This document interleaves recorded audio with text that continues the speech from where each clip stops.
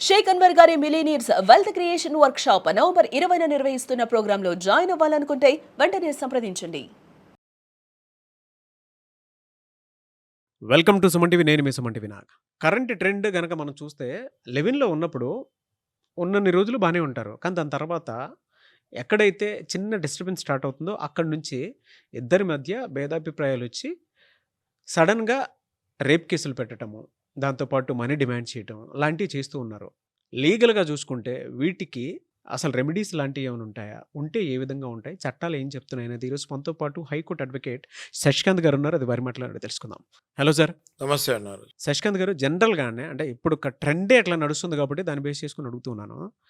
లివిన్లో ఉన్న రోజులు బాగానే ఉంటారు. సడన్గా ఎక్కడైతే ఇన్సిడెంట్ స్టార్ట్ అవుతుందో బ్యాడ్ ఇన్సిడెంట్ అక్కడి నుంచి కనుక చూస్తే ఒకళ్ళనొకళ్ళు చాటింగ్లు అవి ఎవిడెన్సెస్ కింద పెట్టుకొని నన్ను రేప్ చేశాడనే దాని కిందో లేదనంటే నన్ను ఇట్లా ఇబ్బంది పెడుతున్నాడనో కేసులు పెట్టేసి వీళ్ళ దగ్గర నుంచి మనీ డిమాండ్ చేయటం. ఈవెన్ మంచి ఫ్యామిలీ నుంచి వచ్చినటువంటి వాళ్ళు కూడా డబ్బులు డిమాండ్ చేయడం స్టార్ట్ చేస్తూ ఉన్నారు.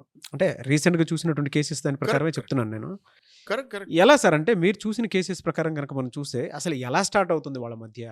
వాళ్ళు ఏ విధంగా ఎవిడెన్సెస్ కలెక్ట్ చేసుకొని ఈ విధంగా దిగుతూ ఉన్నారు? ఎక్కడ చెడిపోతుంది వీళ్ళకి? ఆ చట్టాలు అసలు అటువంటి వాటికి ఏం చెప్తున్నాయి? ఎందుకంటే అందులో అమాయకులు కొంతమంది బలైపోతూ ఉన్నారు. ఇప్పుడు మీరు ఒక మాట అన్నారు నాగరాజు గారు, డబ్బులు కూడా మంచి మంచి ఫ్యామిలీస్ నుంచి వచ్చిన వాళ్ళు డబ్బులు కూడా డిమాండ్ చేస్తారని. అది ఎలా డబ్బులు ఏ రకంగా డిమాండ్ చేస్తారంటే, ఒకసారి ఆమె కన్సీవ్ అయిన తర్వాత అబార్షన్కి వెళ్తారు సహజంగా వీళ్ళు.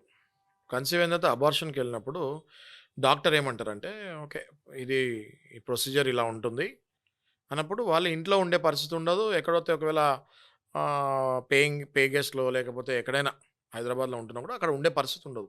కాబట్టి ఏమవుతుందంటే ఆ అమ్మాయి ఆ అబ్బాయి ఖచ్చితంగా అప్పుడు ఏదైనా ఒక హోటల్ రూమ్ బుక్ చేస్తాం కానీ నెల రోజులు 2 నెలలు, లేదా ఒక ఇల్లే తీసుకుంటాం కానీ వైఫ్ అండ్ హస్బెండ్ అని చెప్పి అబద్ధం చెప్పి ఈ మధ్య లివ్ ఇన్ రిలేషన్ అన్న కూడా హాస్టల్స్ కూడా ఇస్తున్నారు. ఇక్కడ మన అయ్యప్ప సొసైటీ హైటెక్ సిటీలోనే లివ్ ఇన్ రిలేషన్ హాస్టల్స్ అని డైరెక్ట్గా బోర్డులు పెడుతున్నారు. సో అట్లా తీసుకున్నప్పుడు ఏమవుతుందంటే వాళ్ళకి ఎక్స్పెండిచర్ పెరుగుతుంది. నెంబర్ 1 హాస్పిటల్ ఎక్స్పెండిచర్ పెరుగుతుంది. ఈ సహజంగా ఈ మెడికల్ ప్రొసీజర్ అబార్షన్ అన్నప్పుడు ఒక్కసారిగా ఏదైతే ఉందో ఆ ఫీటస్ ఏదైతే ఫామ్ అవుతుందో అది ఒక్కసారిగానే క్లీన్ అవుతాం అన్నది లిటిల్ డిఫికల్ట్.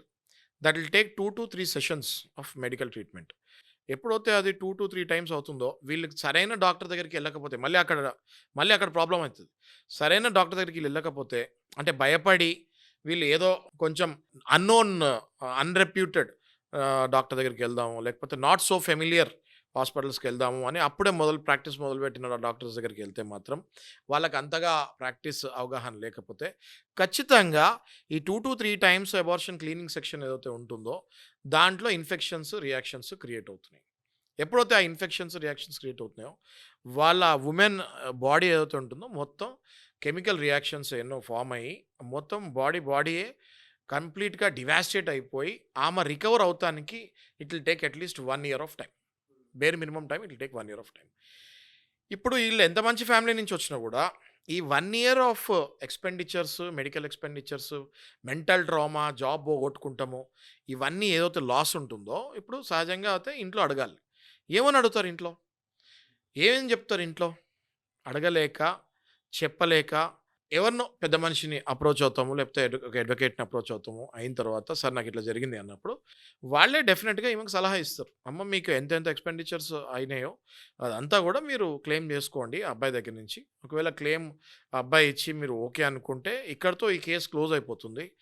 లేదు ఆ అబ్బాయి మొండికేసాడు అనుకుంటే you can definitely file A rape case on him అని సలహా ఇచ్చేది కూడా అడ్వకేట్సే. అట్లాంటప్పుడు ఖచ్చితంగా ఆమె డబ్బులు డిమాండ్ అని కూడా అనను నాగరాజు గారు. అది ఆమె హక్కు అవుతుంది. కంప్లీట్‌గా తన బాడీ ఎప్పుడైతే డివాస్టేట్ అయిపోతుందో, మరి ఆ డబ్బులు ఈమె తీసుకునేది ఏదో వేరే ఖర్చులకో, షాపింగ్‌కో కాదు కదా! She is taking the money for her medical recovery.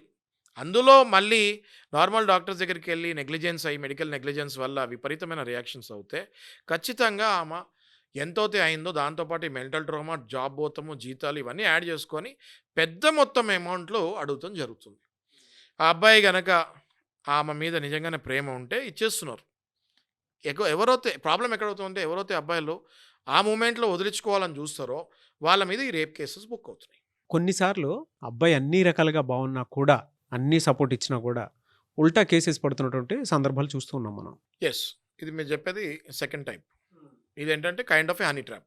ఇట్లాంటి కైండ్ ఆఫ్ ఏ హనీ ట్రాప్‌లో 2 ఆప్షన్స్ ఉంటాయండి అబ్బాయికి. ఒకటి, ఆయన మీద వెంటనే రేప్ కేస్ ఏదైనా బుక్ అయిన తర్వాత he need to apply for the anticipatory bail. మొట్టమొదటిగా ఆయన చేయాల్సింది ఏంటి అంటే హైకోర్టు నుంచి యాంటిసిపేటరీ బెయిల్ తీసుకొని వచ్చే లోపే జైల్లో తీసుకొని పోతున్నారు కదా సార్ ఇట్లా. అంటే వీళ్ళకి ఐడియా వచ్చేస్తుందండి. వీళ్ళకి ఐడియా వచ్చేస్తుంది. ఎప్పుడైతే ఈ అబ్బాయి డబ్బులు ఇయ్యాడో ఆమె ఫోన్ చేస్తాం ఇంకా ఆపింది అంటే ఆమె ఖచ్చితంగా ఏదో యాక్షన్ తీసుకోబోతుందని ఐడియా వచ్చేస్తుంది. ఈయనంతటి ఈయనే అది గ్రహించి ముందు యాంటిసిపేటరీ బెయిల్కి వెళ్ళాలి. సరే మీరు అన్నట్టు ఆ బెయిల్ వచ్చే లోపే తీసుకొని వెళ్ళిపోతున్నారు అనుకుంటే ఈయన ఈ లోపలికి వెళ్తే ఇమీడియట్గా ఎవరి త్రూ బెయిల్ అప్లై చేయాలన్నది ముందే ఇంట్లో కూడా చెప్పాలి, తప్పదు. ఇంకా అడ్వకేట్కి కూడా చెప్పాలి. చాలామంది ఏం చేస్తారంటే నాగరాజు గారు, చాలా లూప్ హోల్స్ ఉంటాయి కొన్ని. ఇంకా చాలామంది ఏం చేస్తారంటే they are immediately changing their house. అంటే అసలు దొరకకుండా ముందే కేసు పెట్టకపోయినా ముందే వాళ్ళు ఇల్లు షిఫ్ట్ అయిపోతున్నారు. అది కూడా ఒక రకంగా కరెక్టే, స్మార్ట్ మూవ్.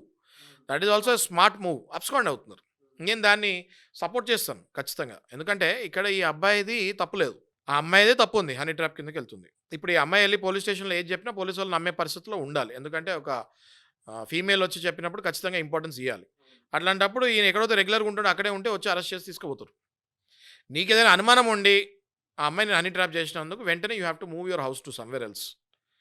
ఇల్లు ఎవరికి తెలియని ప్లేస్కి షిఫ్ట్ అయిపోవాలి. ఆ తర్వాత మీకు ఎలాగో మెయిల్ ఫోన్ ద్వారానో వాట్సాప్ ద్వారానో పోలీసు వాళ్ళు మిమ్మల్ని సంప్రదిస్తారు. అప్పుడు మీరు యాంటిసిపేటరీ బెయిల్కి వెళ్ళొచ్చు.